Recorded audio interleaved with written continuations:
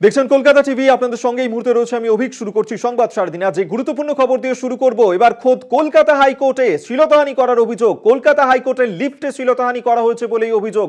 অভিযোগের ভিত্তিতে আটক হাইকোর্টেরই এক কর্মী। এই মুহূর্তে বড় খবর দিচ্ছে আপনাদেরকে, যেখানে খোদ কলকাতা হাইকোর্টে শ্লীলতাহানি করার অভিযোগ উঠল।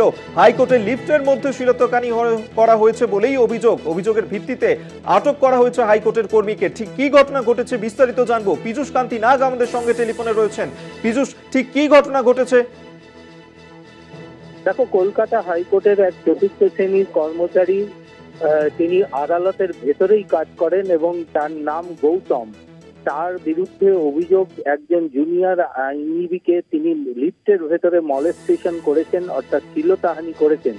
এই ভিত্তিতে সেই জুনিয়র আইনজীবী যখন আইনজীবীদের কাছে অভিযোগ করেন, তারা ক্ষিপ্ত হয়ে যান এবং তাকে পুলিশের সঙ্গে সঙ্গে কলকাতা হাইকোর্টের পুলিশকে খবর দেওয়া হয়।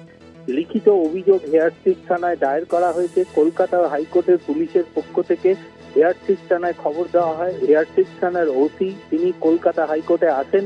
এসে সেই চতুর্থ শ্রেণীর কর্মচারীকে তিনি কলকাতা আটক করে হেয়ারস্ট্রিট থানায় নিয়ে গেছেন। এবার পুলিশের যে প্রক্রিয়া চলছে তাকে জিজ্ঞাসাবাদ করা হচ্ছে।